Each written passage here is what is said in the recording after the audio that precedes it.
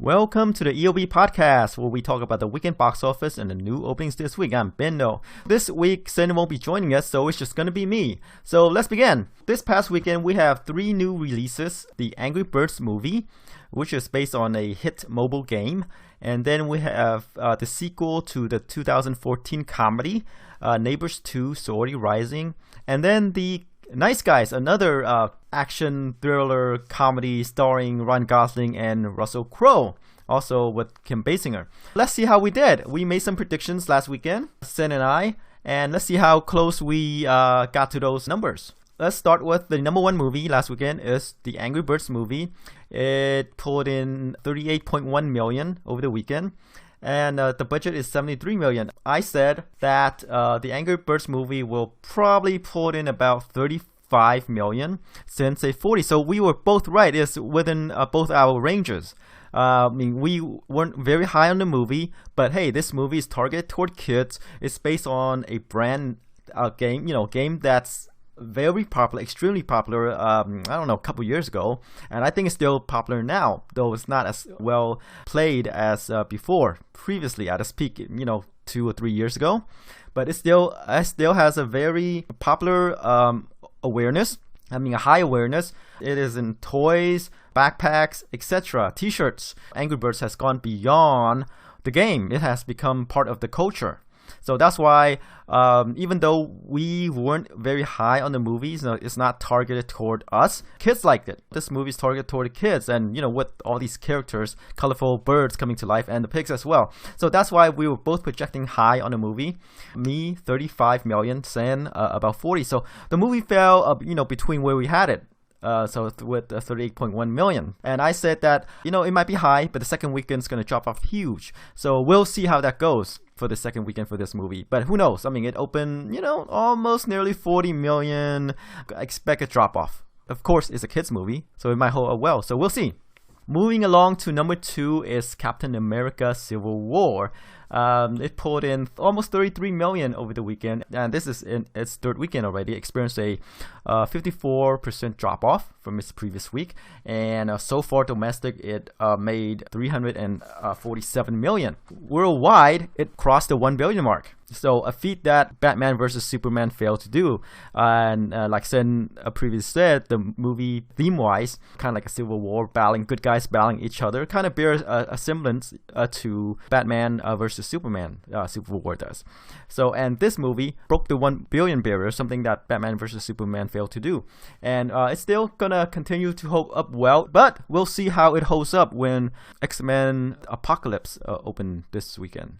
And it's a more real weekend. I think it's going to hold up well. It's still even though it takes place in the superhero universe, there's still 2 different movies by 2 different companies making them. And they're not exactly mutually exclusive. You could watch both movies. And we have a 4-day weekend coming up, so we'll see. Number 3 is Neighbors 2, Sorority Rising. This is the sequel to the 2014 comedy. It was a surprise hit, starring Seth Rogen and Zac Efron.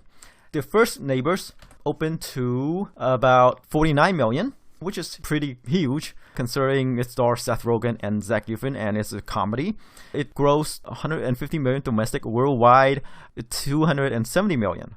So, which is kind of impressive considering it is a comedy, and comedy sometimes usually doesn't travel well overseas because of the cultural barrier, but it still managed to pull in 120 million overseas.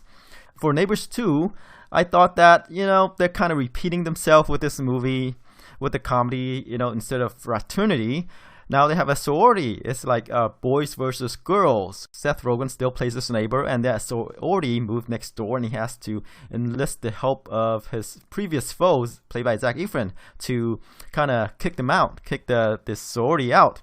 And they have this battle going on, and I joked last weekend that Neighbors 2 also bears a similarity theme-wise to Captain America Civil War, meaning, they're battling each other to get the prize or whatever it is. So, the movie pulled in 1.7 million, which is about, where I had it. I said about 15 to 20 million. Sen said it would do probably 35 to 40 million because the first movie did so well. And I'm saying, yeah, they're repeating themselves. So I was closer to, the movie opened closer to my projection than his, and I was right on this one. Yay! But still, I think the movie is still going to be profitable for Universal. This movie probably, I don't know, maybe cost about 35 million to make, maybe 40 million. It shouldn't be any higher than that. Okay, so it's still going to be profitable, and it's probably going to hold up well as well over the weeks, because it is a comedy, and not a lot of comedies in store. Okay, moving along to number 4 is The Nice Guys. It's a action comedy thriller directed by Shane Black, the guy who wrote the Lethal Weapon movies. He's a comedian himself. He also wrote and directed the comedy Kiss Kiss Bang Bang, the 2005 action comedy starring Robert Downey Jr. and Val Kilmer. And I said that, hey, it kind of bears some similarity to that movie, and that movie didn't do that well. It kind of tanked at the box office. It only made a lifetime gross of 4 million stateside, and overseas it did 11 million for a total of like 15 million. So that movie was a stinker. It failed, and this movie, and they gave Shane Black another go at this type of movie, starring 2 unassuming guys, even though it's played by Russell Crowe and Ryan Gosling. Russell Crowe is still a huge actor, even though he's not as big as before.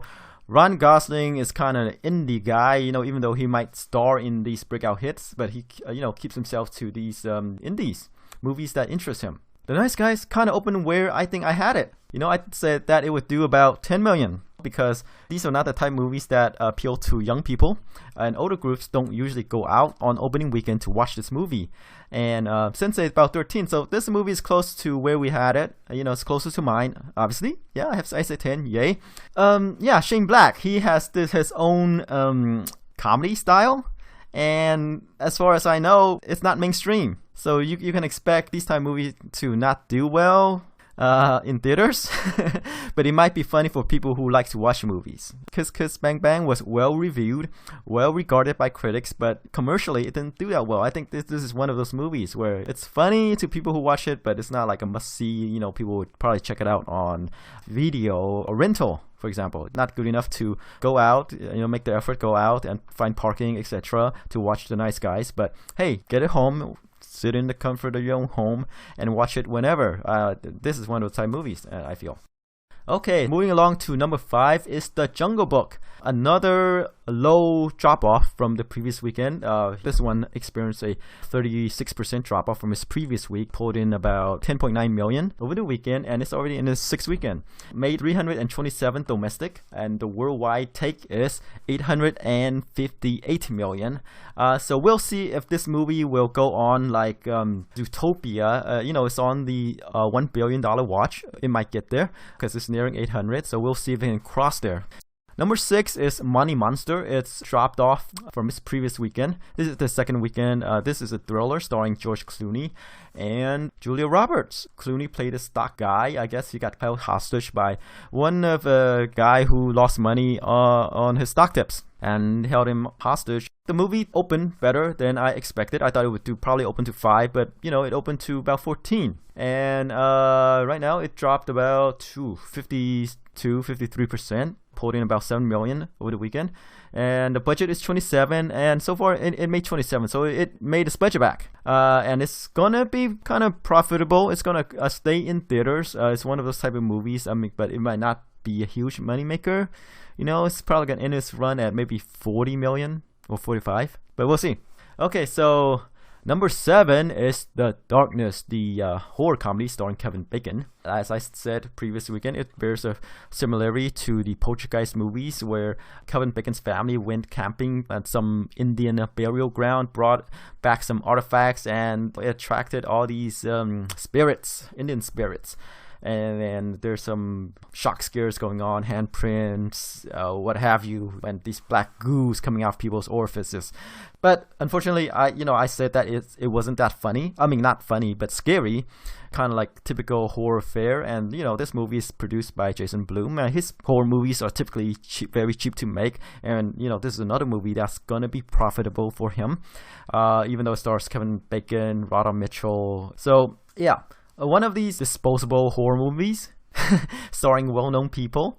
It did about where we had it, I guess. We said 5 We said the movie would probably open up in the 5 million range, and it did about where we had it to open. So yeah, another minor work by Jason Blum is going to be very profitable for Jason Blum, and the people involved, because these horror movies are cheap to make. The movie probably cost $5 million to make, considering it has some name people.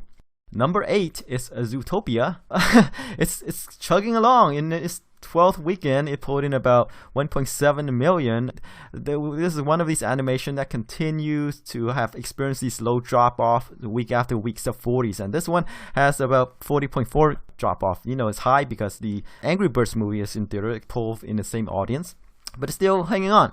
Domestic, it made 334 million, which is impressive, and worldwide it's at 982 million. This movie we said is on the 1 billion watch, and it looks like it might not get there. It's gonna stay somewhere in the 980 range, I feel, because it's slowing down worldwide. It's slowing down here, so it might make 990, who knows, but I think 1 billion is gonna need some help.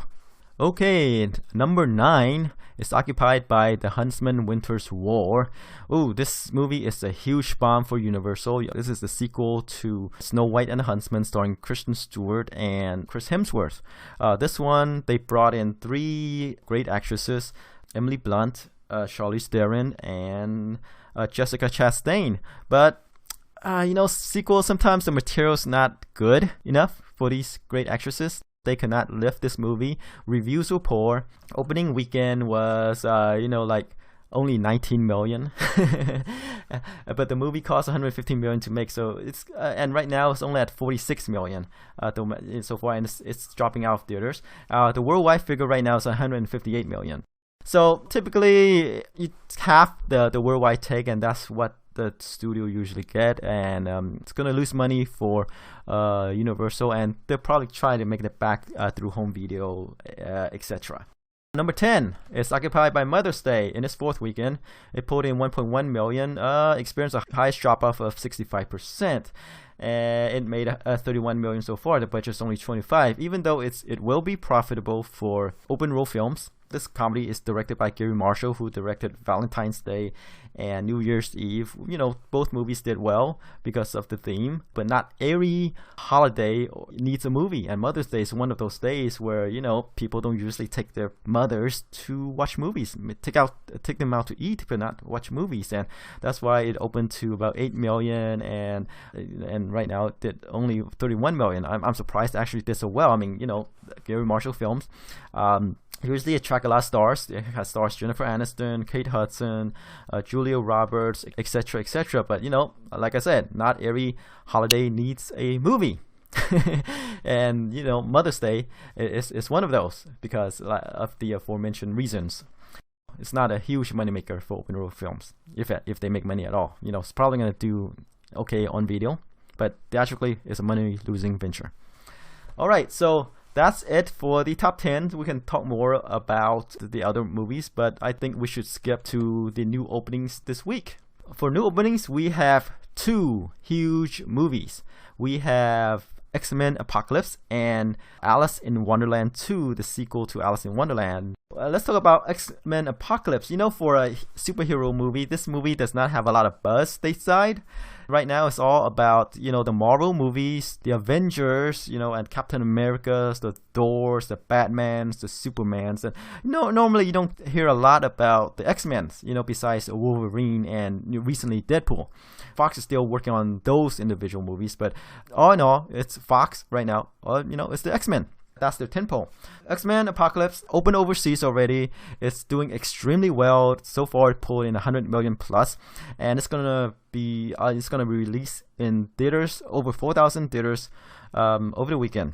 It has 4 days to itself, and we'll see how it does. Okay, so if we go by the previous X-Men movies, X-Men Days of Future Past, the last X-Men movie, had a 90 million opening. It did 233 million domestic and 747 million worldwide. X-Men First Class opened to 55 million, did 146 million domestic and 353 million worldwide. And recently, the Deadpool movie, which is kind of a spin-off of the X-Men universe, broke out and opened to 132 million. Did 362 million domestic and 763 million worldwide, and that worldwide number is low because the movie was banned in China because of its content, or else it would have done more. So going by the track record, the X-Men movie doesn't, none of the X-Men movie broke out of the 250 million domestic, then gross over 250 million domestic. X-Men Days of Future Past is probably the highest so far. I'm saying besides Deadpool, of course, Deadpool is a breakout hit, but it's not exactly X-Men, even though it took place in the X-Men universe, and it was a surprise hit because it's different enough. It's an R-rated superhero movie. All the previous one were, PG, PG-13. This one is R-rated. There's cuss word, blood, and guts. So that's why I think it offered something different enough that it broke out the way it did. Now, X-Men Apocalypse is the new X-Men movie, starring the cast of the First Class and mix of the old and new. So, how will it do? This movie does not have a lot of buzz, and if we judge by the track record of the previous movies, I think it's gonna probably open up in the 90 million range as well. Because we're talking about 4 days or 3 days. Okay, let's say 3-day figures. I think it's probably gonna do the same ballpark as X-Men Days of Future Past. I think mainly because maybe the story is not as compelling. I don't think the reviews are good. Right now, the reviews on Rotten Tomatoes is 52%. Which is kind of lowish for these type of superhero movies. The standards are higher now, but I think it's probably gonna do 90 million 3 days, maybe 100 million over 4 days, which is still high. Don't get me wrong, but it's not gonna break it open to make like Deadpool level 132 million opening. Because I think right now the X-Men movies, even though still good, it has a spotty track record. It has the Bryan Singer series, right? I think the 1, 2, 3 movies, the 2 movies, and then I think they kind of kill everybody off in X-Men: The Last Stand with Brett Ratner. So Brett Ratner killed everybody, and then they kind of rebooted the series with the First Class people, with the X-Men First Class with younger actors, and then they reconciled the old and new cast members in Days of Future Past, and this is kind of like such a convoluted story they have to keep track of, and they have to resolve that. So I think they probably have to blow everything up at some point and start over. That's where the X-Men series stands. They painted themselves into a corner, and now they have to figure out how to get out, and then figure out how to have the other characters have their own movies. Like what Marvel's doing, like what the Warner Brothers / DC are doing. They want to expand their comic universe, and so far I think they painted themselves into a corner, and they have to have a story to kind of reset everything. That's what they have to figure out, and I think that's where they're going. So I think this movie is gonna have ballpark figure 3 day 90 million, 100 million 4 days. So I won't be surprised if it did better, but who knows? That's going by the track record. Okay, so we have the Alice in Wonderland sequel as well, called Alice Through the Looking Glass. It stars Johnny Depp. It's directed by James Bowman. Written by Linda Wolverton. It's all the other people came back: Anne Hathaway, Mia Wachowska, Helen Bonham Carter, Rhys Ifan, Alan Rickman, and Sacha Baron Cohen. Tim Burton's producing. The first movie did extremely well. It opened to 116 million, did 334 million domestic. Worldwide, it crossed $1 billion. This movie took place in 2010 at the height of the 3D craze. It got helped out by, the 3D is helped along by that. The sequel, I don't think it's going to do that well. People said that it might do about 30 million, open to 30 million plus over 3 days, and I think I tend to agree with that. This is a movie that doesn't need a sequel, but they're making one anyway because the first movie did so well, and it took them 6 years to make a sequel. Usually you make a sequel, strike while they're hot, and because there's so many choices already, and this movie is another fairy tale. It's not a comic book movie, and even though I say this one's by Disney. Even though Disney's live action movies are doing extremely well, with the Jungle Book, Cinderella, etc. I don't know. Will people come back for Alice in Wonderland, the movie, the universe? And is this a movie that they are going to look for? This movie's going to be expensive, I feel, because of all the special effects. The first Alice in Wonderland cost $200 million to make. So the sequel, will it do well? 4-day weekend, will it do well? Johnny Depp, Anne Hathaway, Helen Bonham Carter. How will that do? Some analysts are saying, like I said, 30 million, 3 days. I am probably gonna go a little bit higher. Let's do 40 million. I'm gonna say it's gonna open to 40 million. It's not gonna have the huge opening that the first movie did, mainly because, hey, this competition is X-Men Apocalypse. I think people are gonna go for that. Let's say 35 to 40 million, because hey, the X-Men movie is the movie to beat, and it's gonna pull in the same type of audience, same type of people. Johnny Depp, outside of his, Pirates of the Caribbean movies, haven't been that big of a draw, and he's returning to play the Mad Hatter. Anne Hathaway has her fans, but then those are romantic comedies. And Mia, Jupiter Ascending, people still remember that huge bomb. So for X-Men, 90 million 3 days, 100 million 4 days. Wouldn't be surprised if it opened to more. Could surprise us. Alice Through the Looking Glass, 35 to 40 million opening. Yeah, I'm gonna stay on that range, because it has been so long since the sequel. But of course, this is Disney. They know how to market their movies, so who knows? But then, I say, X-Men Apocalypse superhero movie, teenage people. So that's how it goes. Okay, so that's it for this week's podcast. Maybe we can return. We'll return and see how I did. Hopefully, Sin can join us next week. Okay, that's it for now. Thanks for listening. Bye.